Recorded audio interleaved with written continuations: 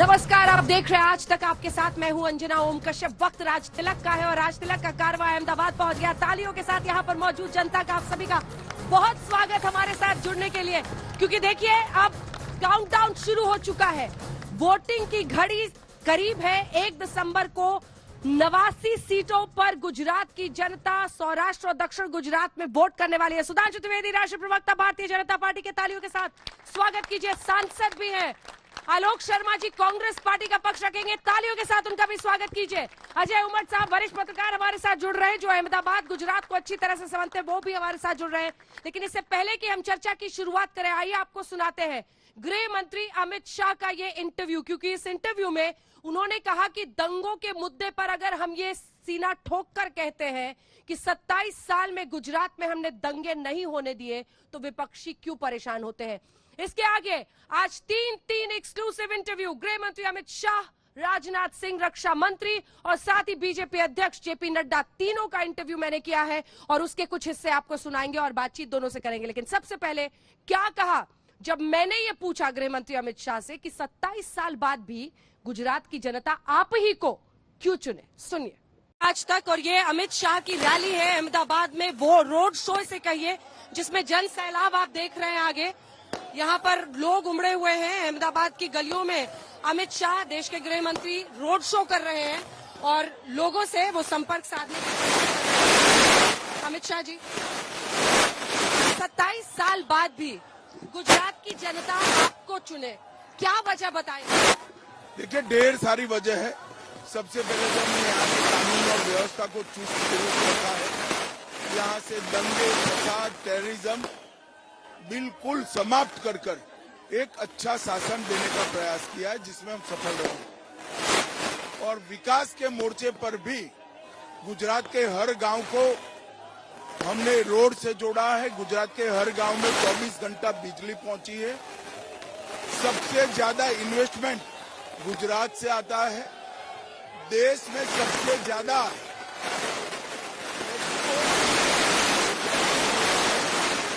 सारी चीजों का कुल मिलाकर नतीजा है कि जनता हमें बार बार रिपीट कर रही है। आप लगातार कह रहे हैं कि जब सुनिश्चित किया है दंगे ना हो। गोधरा में योगी जी भी यही कह रहे हैं, इसका मकसद क्या है? मकसद क्या है? हमारा अचीवमेंट है। सब लोग बता रहे हैं, सारे नेता बता रहे हैं। ध्रुवीकरण के लिए आप लोग इस मुद्दे को उठा रहे हैं। 2002 में जो हुआ उसको उठाने की क्या जरूरत है? राम भक्तों को मारा गया, ये बताने की आज जरूरत क्यों है? देखिए, दंगे न होना ये सबके लिए अच्छा होता है, इसमें ध्रुवीकरण कहाँ आता है? तो विपक्ष दंगे हो वो उन्होंने स्पष्टता करनी चाहिए। दंगे हमने बंद करे, इसमें ध्रुवीकरण क्या है? सुधांशु जी, पहला प्रश्न आपसे है। गृह मंत्री ने कहा कि हमने कई काम किए हैं, वो सभी काम गिनाए, लेकिन गोधरा के दंगों का जिक्र योगी आदित्यनाथ ने भी किया और गृह मंत्री ने भी कहा कि हमारे आने के बाद से दंगे नहीं हुए। क्या मकसद है इसका?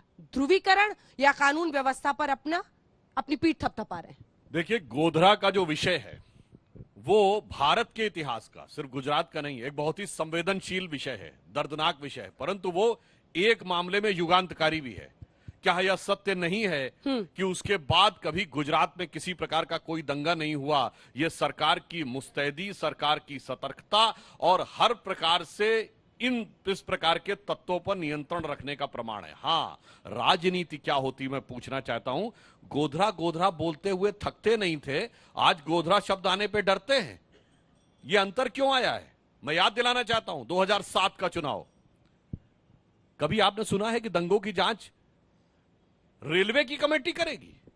बनर्जी कमीशन की रिपोर्ट, उसने 2007 में रिपोर्ट भी दे दी और यह कहा कि वो तो कार सेवकों ने ट्रेन बंद करके अंदर से आग लगा ली थी और इसलिए वो जल गए थे। ऐसी एब्सर्ड रिपोर्टें 2007 के चुनाव के समय आई थी। राजनीति वो होती थी। गृह मंत्री जी ने बहुत स्पष्ट किया है, हम किसी भी प्रकार का उग्रवाद, आतंकवाद, दंगा या कानून व्यवस्था की स्थिति में, ये तो वही गुजरात है ना जहां सूरत में याद करिए 7-7, 8-8 महीने कर्फ्यू, जहां बड़ौदा में याद करिए लोग एक इलाके से दूसरे इलाके में जाते चेक करते थे कहीं ऐसा तो नहीं कि कोई कर्फ्यू लगने वाला है। जहां कर्फ्यू लगना आम बात होती थी वहां दंगों से पूरी तरह निजात मिली है। यह मैं मानता हूं कानून व्यवस्था की दृष्टि से एक बड़ी उपलब्धि है। अब इसमें किसी को भय दिख रहा हो तो मेरे विचार से ये कानून व्यवस्था का भय है और कुछ नहीं। कानून व्यवस्था का भय है, इसीलिए आप लोग हमला कर रहे हैं। और ये सच्चाई है कि 27 साल से दंगे यहां पर नहीं हुए। पहले कर्फ्यू लगता था, ये प्रधानमंत्री से लेकर सभी लोग कह रहे हैं। इस पीढ़ी ने, क्या आप लोगों ने कर्फ्यू देखा है? नहीं देखा है, कह रहे ये हैं। हमारी क्या गलत उपलब्धि है। 2006 में बड़ौदा में दंगे हुए थे कि नहीं हुए थे? 2015 में भरूच में दंगे हुए थे कि नहीं हुए थे? 2017 में पाटीदार आंदोलन में क्या हुआ था, सब लोगों ने नहीं देखा था? क्या वो कानून व्यवस्था नहीं थी? पहली बार पाटीदार आंदोलन में इंटरनेट का कर्फ्यू हिंदुस्तान में यहीं पर लगा था, गुजरात में। बहुत सारे एग्जाम्पल हैं। लेकिन दंगों पर राजनीति करना बीजेपी से सीखना चाहिए कि कैसे दंगों के ऊपर राजनीति की जाए।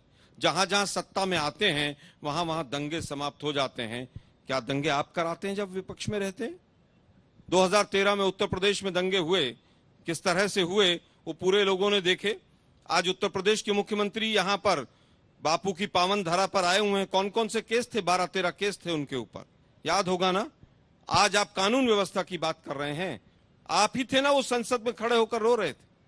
आप ही थे जो हनुमान जी की जाति गुजरात राजस्थान में बता रहे थे।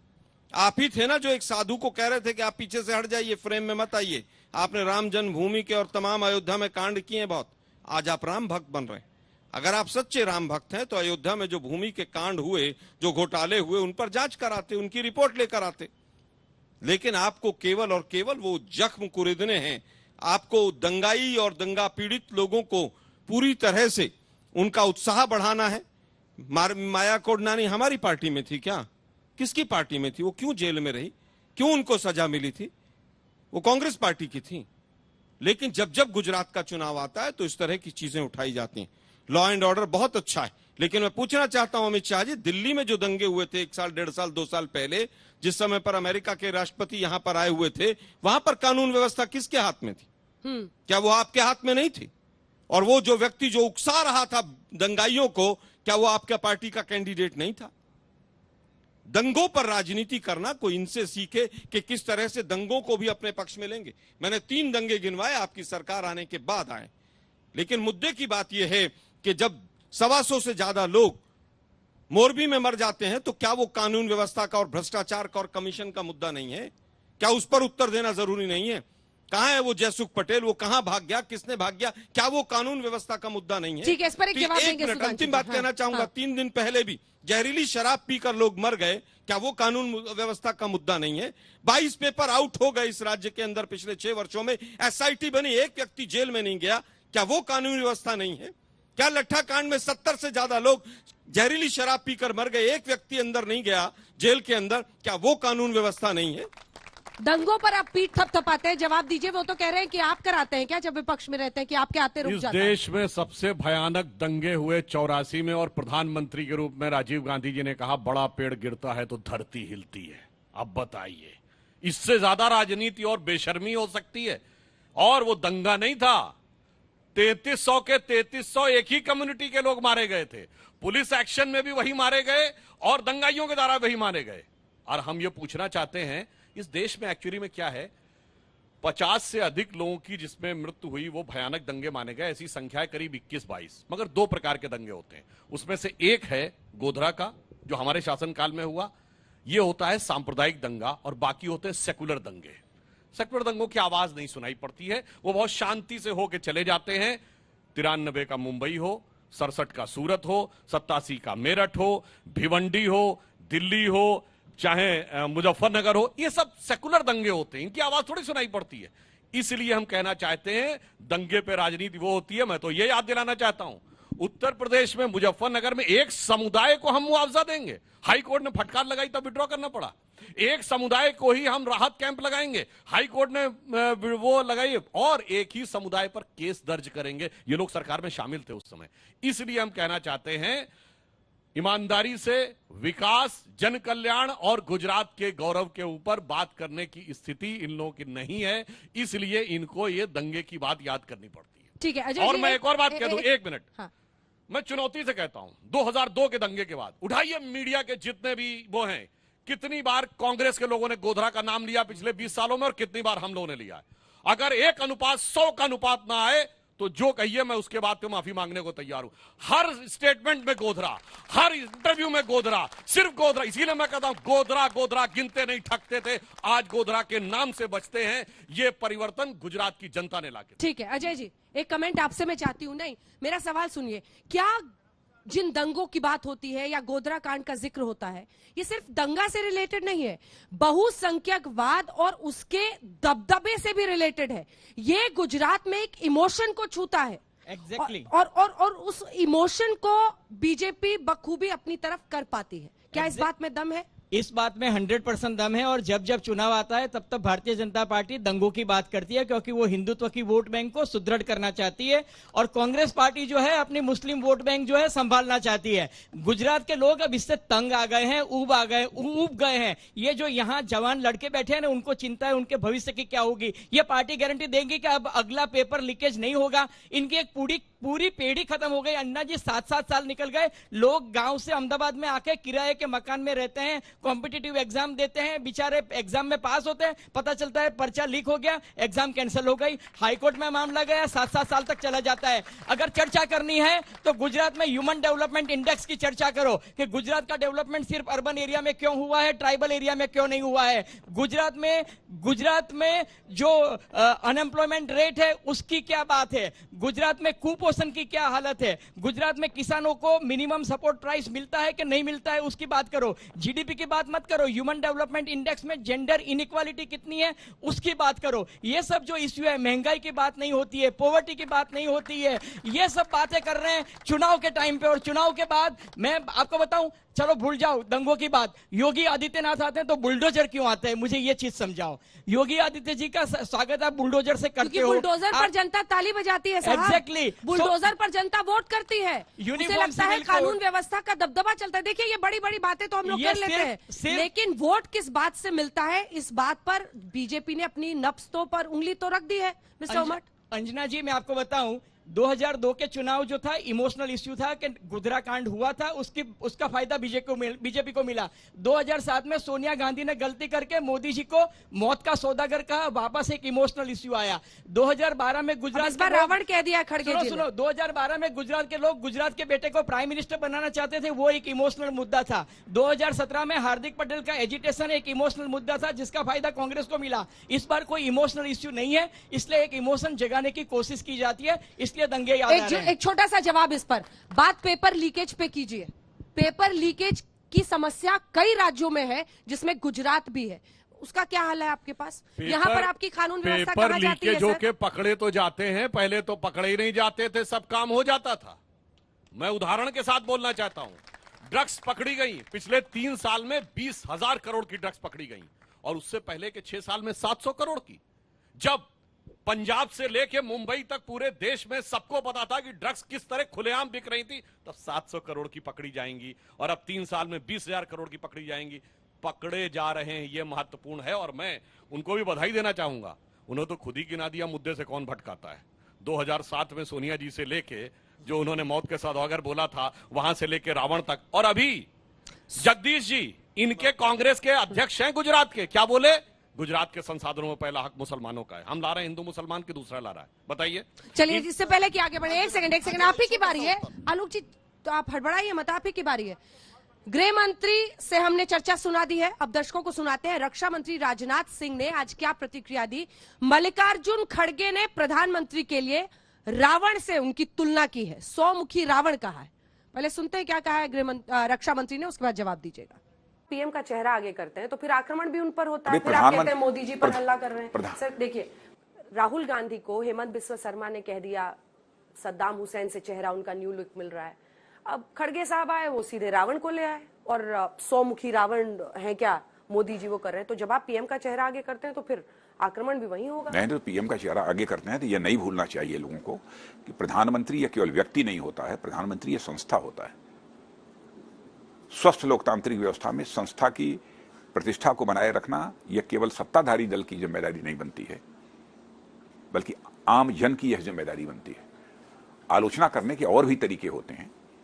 आप आलोचना करना चाहते हैं तो प्रधानमंत्री की नीतियों की आलोचना कीजिए, उनके कार्यक्रमों की आलोचना कीजिए। कि आप किसी के लिए रावण, नीच, इन सब शब्दों का प्रयोग करेंगे? दुनिया का कोई देश इसे बर्दाश्त कर ले, लेकिन भारत के लोग इसे कतई बर्दाश्त नहीं करेंगे। आपने उसको एक आगे कदम पर ले गए। आपने कहा है कि ये सिर्फ खड़गे जी का बयान नहीं है, हम इसे कांग्रेस पार्टी के शीर्ष नेतृत्व और जमात की सोच समझते हैं। किसकी तरफ इशारा है आपका? नहीं, किसी की तरफ इशारा क्या, मैं कांग्रेस नेतृत्व की ही बात मैं कर रहा हूँ। राहुल गांधी पर हमला नहीं, मैं किसी की क्या बात करते हैं, वो कहाँ चुनाव में है, आप देख नहीं रही हालत। वो भारत जोड़ने की बात कर रहे हैं और उनकी कांग्रेस पार्टी दिनों दिन टूटती जा रही है, बिखरती जा रही है। मैं पूरे कांग्रेस नेतृत्व की बात कर रहा हूँ, पूरे कांग्रेस नेतृत्व। बिल्कुल। सोनिया गांधी पर कह रहे हैं? नहीं, कोई भी, मैं व्यक्ति का नाम क्यों लूं, मैं सबकी मैं बात कर रहा हूं, जो भी नेतृत्व करता है। राहुल गांधी तो कह रहे हैं कि आप लोग डर गए हैं भारत जोड़ो यात्रा से। कितने डरे हैं हम लोग, ये तो चुनाव परिणाम ही बतला देंगे। आलोक जी, आप ओवैसी से लेकर केजरीवाल को कहते हैं बीजेपी की बी टीम, लेकिन यकीन मानिए उनकी बी टीम मणिशंकर अय्यर, मल्लिकार्जुन खड़गे, मधुसूदन मिस्त्री ऐसे आपके नेता हैं जो पीएम पर इस तरह का वार करते हैं, क्योंकि उसके बाद हाथ में आप मुद्दा देते हैं। ये कहते हैं गुजरात के सपूत के लिए ऐसा अपमान किया और जनता उस पर गदगद कि भाई अब तो जिताना है मोदी जी को। देखिए, रावण शब्द किस लिए कहा गया कि बेरोजगारी का रावण है, महंगाई का रावण है, सांप्रदायिकता का रावण है, तमाम तरह के रावण खड़े, और रावण प्रतीकात्मक है। दूसरी चीज, अब मैं पूछना चाहता हूं मोदी साहब ने किस किस के लिए क्या क्या कहा है। नाइट वॉचमैन से लेके खूनी पंजा, रेन कोट, इटली की बेटी, 50 करोड़ की गर्लफ्रेंड, जर्सी काऊ और पता नहीं क्या क्या कहा है। क्या ये सच है कि नहीं? लेकिन जो लोग इनके यहां गए उन्होंने क्या क्या कहा है वो भी याद है इनको। हार्दिक पटेल ने यमराज कहा था मोदी जी को, याद है? उनको गले लगा लिया ना। 80,000 का एक वो मशरूम लेके जी की वॉशिंग मशीन में धुल गया। अंजना जी देखिए, मुझे बहुत कम समय मिला। एक 80,000 का मशरूम भी याद होगा देश को कि वो खा के मोदी साहब गोरे हो रहे हैं, तब तो मोदी साहब का बहुत सम्मान बढ़ रहा था। तमाम बयान है, मैं लेके आऊंगा तो बहुत दिक्कत होगी। दिल्ली की विधानसभा, कपिल मिश्रा, स्नूप गेट, लड़की का पीछा कौन कराता था, उससे तो सम्मान बढ़ा होगा मोदी जी का। अब वापस आते हैं, इन्होंने 3-4 विषय लिए। आपके अध्यक्ष है सर, एक मिनट, एक गरिमामय पद है, अध्यक्ष है वो आपकी पार्टी के। रावण जो है वो प्रतीकात्मक रहा है, रावण को जलाया जाता है। समझाते रहिए आप जनता को कि हम तो प्रतीकात्मक बोल रहे हैं। समझिए मैम, इस बार कितने गोल पोस्ट, उमर साहब भी आपसे सहमत है, एक बार इतने गोल पोस्ट, एक मिनट उमर साहब, एक मिनट, इतने गोल पोस्ट चेंज हुए हैं। मोदी साहब सबसे पहला भाषण जब दिया तो बोला यहाँ गुजरात के अंदर जो हैं वो अर्बन नक्सली शायद मिल गए होंगे। हमने अगले दिन ही पूछा, भाई 107 केस आपके प्रदेश अध्यक्ष पर हैं, क्या आप उसी की तरफ तो इशारा नहीं कर रहे? फिर उसके बाद क्या हुआ? 107 केस हैं इनके प्रदेश अध्यक्ष पर और दुनिया को ज्ञान दे रहे हैं लोग। उसके बाद क्या हुआ? फिर केजरीवाल जी की टोपी आई, वो स्कल कैप वाली, वो भी नहीं चली। फिर उसके बाद तमाम गोल पोस्ट चेंज हुए। अब पिछले 10 दिन से देखिए क्या क्या चल रहा है। यूनिफॉर्म सिविल कोड आएगा, जनसंख्या नियंत्रण होगा, फिर बुलडोजर आएगा। हम तो पूछ रहे हैं ओरेवा कंपनी के ऊपर बुलडोजर कब चलेगा? ओरेवा कंपनी का मालिक भाग गया अमेरिका में और ये बुलडोजर से स्वागत कर रहे हैं। यूपी में बुलडोजर चलेगा, गुजरात में नहीं चलेगा। लट्ठा कांड वालों पे बुलडोजर नहीं चलेगा, 22 पेपर लीक वालों पे बुलडोजर नहीं चलेगा। लाखों करोड़ की ड्रग्स पकड़ी जाती है, उन पर बुलडोजर एक पर भी नहीं चलेगा। एक आदमी का नाम बताइए, 1 लाख करोड़ से ज्यादा ड्रग्स पकड़ी गई, क्या वो चौकीदारों की ड्रग्स थी? क्या वो? एक आदमी का नाम बताइए। मोदी जी रोज एक कंपनी के ड्रोन की पूरी तरह से मार्केटिंग करते घूम रहे हैं, क्योंकि अडानी ने ड्रोन बनाने शुरू कर दिए हैं। वो जो ड्रग्स पकड़ी गई वहां से ड्रोन हटा लिए गए। वहां से गुजरात पुलिस ने 3 बार जब ड्रग्स पकड़े तो गुजरात पुलिस को हटा के CISF लगा दिया। और पकड़े भी कैसे गए कि एक कांस्टेबल की बाइक से। एक सेकंड, मतलब आप ये कह रहे हैं कि गुजरात पुलिस बीजेपी के सरकार की नहीं सुन रही है? मैं कह रहा हूँ, आप सुन रहे हैं अपने आप को? हाँ, मैं बिल्कुल कह रहा हूँ। आप कह रहे हैं कि गुजरात पुलिस नहीं सुन रही है और CISF वाले सुन रहे हैं। अंजना जी, पूरी की पूरी बटालियन वहां से हटा ली गई। मेरे फैक्ट को चेक करा लीजिए। मेरे सवाल का जवाब दीजिए ना। आप जो एक गुमराह कर रहे हैं सर, गोल पोस्ट आप चेंज कर रहे हैं। कर रहा हूं मैं। गुजरात पुलिस, आपने कहा कि गुजरात पुलिस ने पकड़ लिया तो हटा के CISF। फिर कह रहा हूँ गुजरात पुलिस की जब वहां पर, छोड़िए अमित शाह, किसी की नहीं सुन रही। मैं बताता हूँ अंजना जी, वहां पर क्या क्या हुआ मैं एक एक चीज बता सकता हूँ डिटेल में। कौन से, एक मिनट मैं जवाब दे रहा हूँ ना। कैसे कांस्टेबल की बाइक किस गाड़ी से टकराई, कौन सा उसमें कार्यकर्ता बैठा था और क्यों गुजरात पुलिस हटाई गई? हवा हवाई मत बताइए, अगर बताना कुछ है आपके पास तो सॉलिड बताइए नाम लेके। नहीं, बाइक टकराई, शीशा टूटा, अंजना जी मुझे एक नाम आप बता दीजिए। 1 लाख करोड़ से ज्यादा की ड्रग्स पकड़ी गई, एक आदमी का नाम बता दीजिए कि वो आदमी फला आदमी बड़ा ड्रग्स पैडलर था और वो जेल के अंदर। ठीक है, मैं आ रही हूँ आपके पास, बताइए जवाब दीजिए। क्या बी टीम ऐसे नेता नहीं है कांग्रेस पार्टी के जो जानबूझ ऐसे वक्त पर, जब आपको पता है कि मणिशंकर अय्यर ने नीच कहा था और क्या नतीजे आए थे? मुझे याद है कि राहुल जी ने एक बार इनकी पार्टी के इंटर में कहा था कि मेहरबानी करके नरेंद्र मोदी जी पे गलती से भी कोई अटैक मत करना, और राहुल जी इसीलिए शायद गुजरात में नहीं आए, और वो ये भी कब उनकी कहा था, स्ट्रेटेजी सर? हो। तो मधुसूदन मिस्त्री ने वो गलती की, और ये बात गलत है कि क्योंकि पिछली बार तो चौकीदार वाला नारा उन्हीं ने दिया था, माननीय राहुल जी ने ही दिया था। इसलिए उन्होंने एक पदार्थ पाठ सीखा और वो नहीं आए। लेकिन जब खड़गे साहब की बात आती है, खड़गे साहब ने रावण कहा था, तब कोई बेरोजगारी का रावण नहीं कहा था, वो मोदी जी को 100 मुख रावण कह रहे थे। और तब उनका कहना यह था कि कॉर्पोरेशन के चुनाव में भी मोदी को लाते हो, आप एमएलए के चुनाव में भी मोदी को लाते हो, संसद में भी लाते हो, क्या ये 100 मुख रावण है? और मैं मानता हूं कि प्राइम मिनिस्टर के लिए डेरोगेटरी वर्ड यूज नहीं करना चाहिए। लेकिन साथ में यह भी कहना चाहता हूं कि इन्होंने सद्दाम हुसैन और राहुल की कंपेरिजन की, वो भी मुस्लिम हिंदू करने के लिए ही की थी, वो भी भाजपा की ओर से। हेमंता बिस्वा शर्मा ने जो किया था वो भी इतना ही गलत था कि राहुल को सद्दाम हुसैन नहीं कहना चाहिए। हेमंत बिस्वा शर्मा को इसी काम के लिए बता लाए रहा थे हूं, ना? देखिए उन्होंने कितनी इसी अच्छी काम बात के लिए लाए थे कही आप। कि इसीलिए राहुल को लेके नहीं आए। देखिए ये पर आप हेमंत बिस्वा शर्मा को क्यों लेकर आए? जवाब दे रहा हूं, बताइए। पहले मैं इन्होंने गोल पोस्ट सद्दाम हुसैन। सुनिए, गोल पोस्ट चेंज करने कई बार बात कही तो मुझे याद आया वो वापस हिंदू कि- मुस्लिम आ गया। सुनिए, हम लोग बचपन में जब क्रिकेट खेलते थे तो कोई ऐसा बच्चा होता था जो विकेट ही लेके चला जाता था।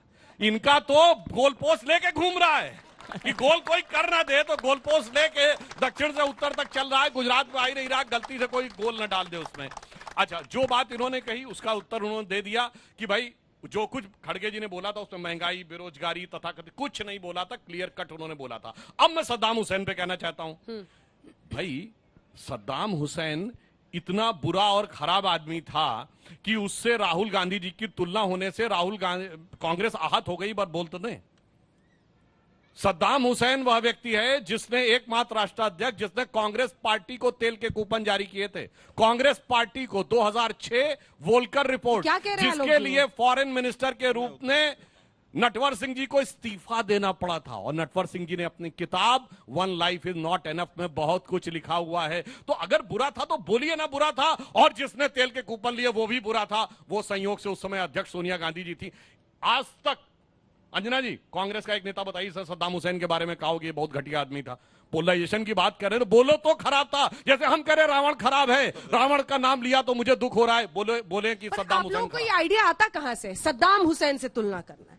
कहां से लाते हैं? वही तो, इसलिए कि एकमात्र कि राष्ट्राध्यक्ष एक वक्त पर सद्दाम हुसैन ने ऑयल बॉन्ड जारी किया एक था वक्त पे कांग्रेस नहीं, पार्टी के एक नाम वक्त पे नहीं, पर, 2006 इसे चेहरा दाढ़ी सद्दाम हुसैन। अच्छा ये कहां बताइए, से सर? अच्छा ये बताइए, हाँ। आज तक कोई पॉलिटिकल पार्टी बताइए जिसको कूपन जारी किए हो दूसरे देश ने, सीधे कूपन। ये पार्टी विचित्र है। ये पार्टी वो है जो चाइना की सरकार से भी गठबंधन कर लेती है और सद्दाम हुसैन से तेल के कूपन ले लेती है, और फिर कहते हैं हम सवाल पूछ रहे अंजना हैं। जी समय दीजिए। नहीं नहीं, एक सेकंड सर, मोरबी पर भी जवाब दीजिए। कितने लोग जानना चाहते हैं कि मोरबी का इंसाफ आखिर क्यों नहीं हो रहा है? मोरबी में जब सामने है मालिक था, उस पर कोई कार्रवाई नहीं, और आप अन्य लोगों को पकड़ रहे हैं। क्यों नहीं करते सर? नींद आती है? आपने सबने कहा कि इतना दुख हो रहा है, ये हो गया वो हो गया, तो इंसाफ क्यों नहीं? देखिए, जो मोरबी की घटना हुई वो दुखद, दर्दनाक और हृदय विदारक थी। हमने सिर्फ कहा नहीं, जिस ढंग से मुख्यमंत्री और गृह मंत्री ने तत्काल 15 मिनट के अंदर राहत कार्रवाई शुरू हुई, वो सब अलग विषय है। मैं सिर्फ एक बात कहना चाहता हूं, कभी आपने देखा है किसी जिले में हुई किसी घटना के लिए मुख्यमंत्री नहीं, प्रधानमंत्री ने जाके जिले में समीक्षा बैठक की हो? यह उदाहरण सिर्फ मोरबी में है। यह दर्शाता है कि उसको लेकर प्रधानमंत्री जी के मन में क्या था, और सरकार पूरी कठोरता के साथ किसी भी व्यक्ति को बख्शेगी 10 नहीं। सेकंड दीजिए। सिर्फ 10 सेकंड। मुन्ना भाई एमबीबीएस वाले जो फिल्म थी उसका हॉस्पिटल देखा था आपने? मोरबी का हॉस्पिटल ऐसा ही था। जब मोदी जी गए तो कोई टैप चेंज कर रहा है, कोई चद्दर बदल रहा है, कोई उसमें वहां पर बेड लगा रहा है, और आज आरटीआई का जवाब आया है कि 30 करोड़ रुपया मोदी जी के उस ट्रिप पर खर्च हुआ है। क्या ये सच है कि नहीं? हम ये जवाब जानना चाहते हैं। मोदी साहब, आप गए वहां पर, अच्छी बात है, लेकिन आप ये खबर भी पढ़ लीजिए कि आपके एम्स के सारे कंप्यूटर्स हैक हैं 6 दिन से, और आपके गृह मंत्री यहां पर वोट मांगते घूम रहे हैं। 5 दिन बाद गृह मंत्रालय इसका वहां पर संज्ञान लेता है, और हैकर 200 करोड़ रुपया मांग रहा है। ये फ्रंट पेज पे गुजरात में छपी हुई। एक छोटा सा जवाब मोरबी पर, जिसके बाद हम आगे बढ़ेंगे। राजनाथ जी ने क्या कहा सुना? मोरबी के बारे में मेरा साफ कहना है कि मोरबी का मालिक अगर पाटीदार नहीं होता तो वो जेल में होता। ये भी एक वोट बैंक की मुझे राजनीति लगता है है। एक लाइन में उन्होंने पूरी कहानी बता दी। इस पर कुछ बोलने को है नहीं आपके पास वैसे, सुधांशु जी मत बोलिए, क्या बोल नहीं नहीं, हम तो बिल्कुल साफ, मैंने उदाहरण दिया है। चौकीदार को कोई पकड़ा उदाहरण है। बताइए जिसमें जिले में जाके प्रधानमंत्री समीक्षा बैठक अरे भाई, की, भारत SIT में बंद आइए वो आपको SIT सुनाते कहाँ हैं।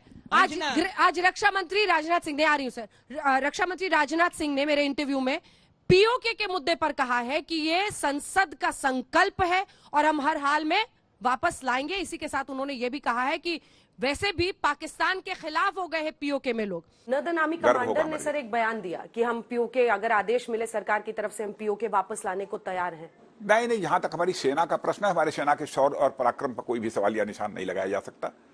जहां जब जरूरत पड़ेगी वो हमारी सेना करने में वो सक्षम है। तो कब तक इस तरह का आदेश होगा? नहीं नहीं नहीं, आदेश स्वदेश की कोई बात नहीं है। मैंने केवल इतना याद दिलाया था, उनको स्मरण कराया था। अब गुजरात के चुनाव में पीओके भी आ गया सर। संकल्प किसका था संसद में? इनका। यही तो समस्या है। जो संकल्प इनके नेताओं के थे हम पूरे करते हैं। महात्मा गांधी का दर्शन था, राम राज्य भजन था, रघुपति राघव राजा राम, आखिरी शब्द है हे राम, राम जन्मभूमि हम बनवाते हैं। एक भारत श्रेष्ठ भारत का विचार सरदार पटेल का था और जो 370 रह गया था वो पूरा हम करते हैं। यही समस्या है। पीओके का भी संकल्प चिंता मत करिए, वो हम ही पूरा करेंगे। सिर्फ ये कहा, मगर संकल्प इनका था, कम से कम एक बार दोहरा दें। अपने फौलादी इरादे दिखाने के लिए वो अनुच्छेद 370, 35A और उसके बाद से अब पीओके, तीनों मुद्दों को छेड़ रहे हैं। इस पर क्या जवाब है? देखिए, मुझे लगता है कि अगर शांति से पढ़ा जाए, धारा 370 की पावर को यूज करते आपने 2 चेंज किए। उससे पहले इस तरह के 36 चेंज हुए, या अमित शाह जी ने संसद में बताया। क्या पहले 2 प्रधानमंत्री थे, उनको नहीं हटाया गया? क्या हाई कोर्ट सुप्रीम कोर्ट की पावर्स में नहीं आए? आज जो चेंज भी किए थे 35A के, वो भी 15 साल के लिए कोरोना के काल में टाल दिए। मुझे एक व्यक्ति बताइए जिसने 50 गज का प्लॉट जम्मू कश्मीर में खरीद लिया, उसका नाम बताइए मुझे। उसको भी बदल दिया। और उसके बाद वोट का जब कानून आया अभी 1 महीने पहले, डीसी जम्मू का ऑर्डर रातों रात पलट गया। वो क्या ये सच नहीं है? धारा 370 आज भी संविधान का हिस्सा है और जो 2 बदलाव किए थे वो आज भी बने हुए। मेरा प्रश्न समझिए, मुद्दा समझिए। देखिए, जो बीजेपी कहती है वो ये है कि जो कश्मीर का हिस्सा भारत के साथ है उसको भी संभालने में आपके हाथ कांपते थे। एक के बाद एक ऐसी स्थिति आती थी कि कट्टरपंथियों से बुला बुला के बैठक करते थे और वहां पर लोगों को खुश रखने के लिए कोई भी बड़ा कदम उठाने से आप डरते थे। और इन्होंने अनुच्छेद 370 हटा दिया। ये कहते हैं हम पीओके, कश्मीर तो छोड़ो, हम पीओके छीन के लाएंगे। अंजना जी, ये जो प्रोजेक्शन है, इस पर क्या जवाब है? ये केवल प्रोजेक्शन है जो 1990 के दशक में भी 370 तो हटा दिया सर। कहां हटा दी? मैं ऑर्डिनेंस पढ़ के आपको भी सुना देता हूं। Using the powers of article 370 part 3 we are making these 2 changes. Hindustan के संविधान में धारा 370 अभी भी हिस्सा है। 17 केस जो सुप्रीम कोर्ट में थे वो एज इट इज चल रहे हैं। दूसरी बात मैं कहना चाहता हूं, आप पीओके की बात करते हैं। जो 1990 के दशक में कश्मीरी पंडित वहां रह गए थे, वो पिछले 6 महीने में छोड़ा है वहां से। प्रोजेक्शन करना और रियलिटी में काम करना, दोनों चीजों में फर्क है। हरियाणा और महाराष्ट्र के चुनाव थे, आपने आनंद फानन में कदम लिया कि दोनों जगह हार रहे थे, आपने कट्टरी राष्ट्रवाद को जागृत किया और उसके बाद आज 2.5 साल 3 साल हो गए आप वहां चुनाव नहीं करा रहे। क्यों नहीं करा रहे चुनाव? चाइना 8-9 जगह घुसकर बैठा है और मोदी जी चाइना की भाषा बोल रहे हैं। जवाब जल्दी। देखिए, 100 बातों की एक बात, अब कश्मीर यूनियन टेरिटरी है, बात ही खत्म हो गई। अब वो केंद्र शासित, या अगर वो जो लीगल टर्मिनोलॉजी है ना, उसमें संघ शासित राज्य हो गया है, क्योंकि हिंदी अनुवाद में संघ शासित राज्य कहा जाता है, वो हो गया है। वो इनके दिल में बहुत दर्द हो रहा है। क्या मैं जमीन खरीद सकता हूं? अब मैं 1 मिनट, सीधा सवाल है मेरा। एक मिनट। देखिए, कश्मीर का मुद्दा भारत के नहीं, दुनिया के इतिहास का अभूतपूर्व मुद्दा है। दुनिया में जहां कहीं कॉन्फ्लिक्ट होता, हमेशा बड़ा और ताकतवर सताता है और छोटा कहता है कि ये हमें सता रहा है। यहां हम बड़े और ताकतवर थे, हम कहते रहे वो सता रहा है। सिर्फ अटल जी का दौर छोड़ दें, 60-70 साल तक हम ये कहते रहे वो सता रहा है। क्यों जानते? क्योंकि बहुत दिन हम सुने थे ठुमुक चलत रामचंद्र बाजत पैजनिया, अब मोदी जी ने आके दिखाया धमक चलत रामचंद्र हालत लंकनिया, तब जाके वह समझ में आया है। अजय जी, छोटा सा कमेंट। राष्ट्रवाद देखिए, क्या ये मुद्दा रूल करता है? क्योंकि मैं भी कई इलाकों में घूमी हूँ, चाहे वो द्वारका से लेकर पोरबंदर, सोमनाथ, राजकोट, कई जगहों पर मोदी जी के फैन है लोग। मोदी के नाम पर वोट डाल रहे हैं कि मोदी ने ये फैसला लिया, मोदी ने कर दिया।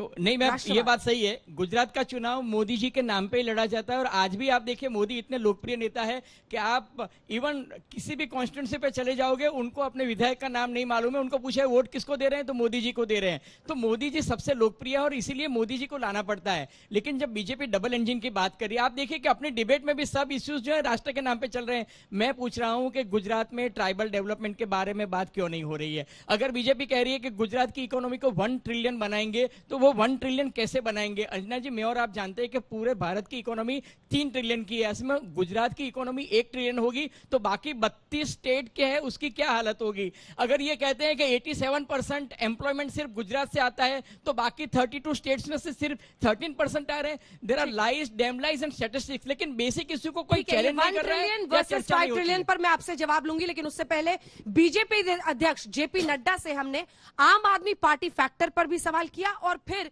यह भी पूछा कि कितनी सीटें। देखिए उनका दावा। 89 सीटों पर 1 दिसंबर को वोटिंग होनी है।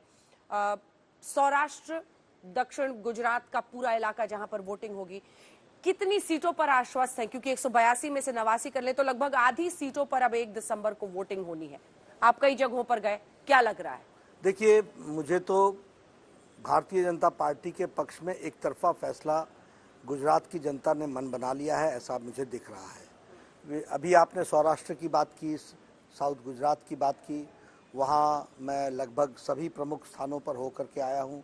जनसभाएं भी हुई हैं, रोड शो भी हुआ है। लोगों को अथाह प्रेम आदरणीय प्रधानमंत्री मोदी जी से है, अटूट विश्वास है और गुजरात को एक विकसित गुजरात के तरफ ले जाने में जो योगदान बतौर मुख्यमंत्री मोदी जी ने किया है और बाद में प्रधानमंत्री के रूप में उन्होंने जो गुजरात को आशीर्वाद दिया है, उसके प्रति लोगों का एक तरफा रुझान भारतीय जनता पार्टी के पक्ष में है। चलिए दिखाई पड़ता है, इससे ज्यादा क्या बताएं कि वो जिस ऑटो में आके बैठ जाते हैं अपने कार्यकर्ता बता के, वो बाद में भाजपा कार्यकर्ता निकल आता है। अब उनकी समझ और तो दिखावट आपका हुनर है सर, नहीं परम हुनर है ये बीजेपी का। भाई मैंने तो आपसे कहा ना, 1.5% वोट पे जिसको चीफ मिनिस्टर दिख रहा हो तो वो अद्भुत पार्टी है ना। सब जगह जमानतें जब्त कराने के बाद, अच्छा कहां सीएम नहीं घोषित किया था? गोवा में भी किया था ना, 40 में 36 सीटों पर जमानत जब्त, उत्तराखंड में भी किया था जमानत जब्त। इसलिए हम वो बात जो पहले भी कह चुके हैं, अंजना जी रिपीट कर रहा हूं, कांग्रेस पार्टी इस चुनाव में सिर्फ हैसियत बनाने के लिए चुनाव लड़ रही है। आम आदमी पार्टी सिर्फ अपनी उपस्थिति दर्ज कराने के लिए चुनाव लड़ रही है। ओवैसी जैसी पार्टियां आग लगाने के लिए चुनाव लड़ रही हैं, सिर्फ भाजपा सरकार बनाने के लिए चुनाव लड़ रही है। अब मैं दूसरी बात, अच्छा ठीक है, पूरा इकोनॉमी देखिए क्या होता है इकोनॉमी के बारे में, जिन लोगों को इस बात पे कॉन्फिडेंस कम होता, मैं एक उदाहरण देना चाहता हूं। आज देश में सबसे बड़ी इकोनॉमी महाराष्ट्र की है। महाराष्ट्र की आज जितनी बड़ी अर्थव्यवस्था है, सन 2000 में भारत की अर्थव्यवस्था इतनी बड़ी थी। इतना दौर में परिवर्तन आया है। उत्तर प्रदेश और उत्तराखंड की अर्थव्यवस्था जितनी बड़ी उतनी, तो इसलिए हम कह रहे हैं चिंता मत करिए, हमने 11 नंबर से टॉप 5 में पहुंचाया है भारत की अर्थव्यवस्था को। और सबसे फास्टेस्ट ग्रोइंग स्टेट गुजरात है, जहां 37% फॉरेन डायरेक्ट इन्वेस्टमेंट आया है, पहला फाइनेंशियल टेक सिटी बना है। और एक और बात कह दूं जो उन्होंने बात कही थी, डांग आदिवासी क्षेत्र का जिला है और देश का पहला जिला बना है जो पूरी तरह से ऑर्गेनिक फार्मिंग के ऊपर आधारित है। मोढेरा एक पहला गांव बना है जिसमें कि पूरी तरीके से सोलर ही नहीं है, वो यानी इमर्जिंग न्यू इंडिया का तो प्रतीक है और वहां सूर्य भगवान का मंदिर भी है। तो विकास और गौरव दोनों को हम साथ में ले। ठीक है, छोटा सा सर, वक्त खत्म हो ये विकास है इनका। ये अहमदाबाद के जून के फोटोग्राफ हैं। पानी के टैंकरों से अहमदाबाद म्युनिसिपल कॉर्पोरेशन सप्लाई कर रही है पानी को। जिस पानी की बात आप करते हैं बार बार, ये विकास है। दूसरा विकास वो है कि जो तक्षशिला कांड में सूरत में तीसरी मंजिल पर फायर ब्रिगेड की लिफ्ट पहुंचाने के लिए, पानी पहुंचाने के लिए इनके पास इंतजाम नहीं था, 24 बच्चे झुलस कर मर गए थे। चौथा इंतजाम यह है कि ऑक्सीजन के बगैर कोरोना में 4 लाख के करीब लोग मर गए। क्या यही विकास था? पांचवी चीज मैं यहां पर कहना चाहूंगा कि पहले प्रदेश अध्यक्ष थे जो नकली वेंटिलेटर और नकली रेमडेसिविर के इंजेक्शनों की जांच के दायरे में आए थे। यही विकास है क्या? ठीक है, वक्त खत्म हो रहा है सर, सिर्फ 2 लाइन। देखो, बीजेपी जो है विनेबिलिटी क्राइटेरिया है, कांग्रेस से 19 एमएलए को उठा के अपनी पार्टी में लाती है और चुनाव जीतती है। तो बीजेपी को चुनाव जीतना आता है और उसी राम मंत्र के आधार पर इस बार भी वो चुनाव जीत सकती है। कोई विकास पर लेकिन मैं आपको बताऊं अंजना जी, अगर आपका विकास का मॉडल इतना अच्छा है तो आप कांग्रेस से क्यों उधार 19 लोगों को अपनी पार्टी में लाते हैं? ये एक सोचने वाली बात है। अगर आपका विकास का मॉडल इतना चुस्त दुरुस्त है तो आपके यहाँ इतने लोग बागी क्यों होते हैं कि 19 लोगों को आपको निकालना पड़ता है? और बीजेपी को आज आम आदमी पार्टी से इतनी ढीली क्यों रहती है? हाँ, ये भी है। और बीजेपी से जाके उधर लग जाती है। आम आदमी पार्टी से ज्यादा चिंता अंजना जी, इनको अपने छोटा सा बागियों उत्तर की देता है। हूं। बागियों की चिंता ज्यादा है। जल्दी से सुधांशु जी, सिर्फ 2 लाइन जल्दी। अरे भाई, ये जल्दी। बागी का प्रॉब्लम कांग्रेस के अंदर सिर्फ गुजरात में नहीं है। ये ममता बनर्जी भी तो एक जमाने में बागी थी। ये बताइए, जो आंध्र प्रदेश के मुख्यमंत्री जगन मोहन रेड्डी थे बागी थे। ये बताइए, ये शरद पवार जी महाराष्ट्र में छूट के चले गए थे। ये ज्योतिरादित्य सिंधिया जी चले गए। अरे आपकी प्रॉब्लम ये देश भर की है भाई, खाली गुजरात में वक्त हमें इतनी की इजाजत देता है। आप तीनों का तालियों के साथ बहुत बहुत धन्यवाद हमारे साथ जुड़ने के लिए। अटल ब्रिज की आप तस्वीरें देख रहे हैं, लेकिन 89 सीटों पर 1 तारीख को वोटिंग होगी। अगर आप इन जिलों में रहते हैं, इन जगहों पर रहते हैं, तो वोट डालने जरूर जाइए, क्योंकि आपके वोट से ही तय होगा कि आने वाले वक्त में आपके शहर की, आपके जिले की, आपके इलाके में क्या तब्दीलियां होंगी। इसी के साथ राज तिलक पे इतना ही। आप देखते रहिए आज तक।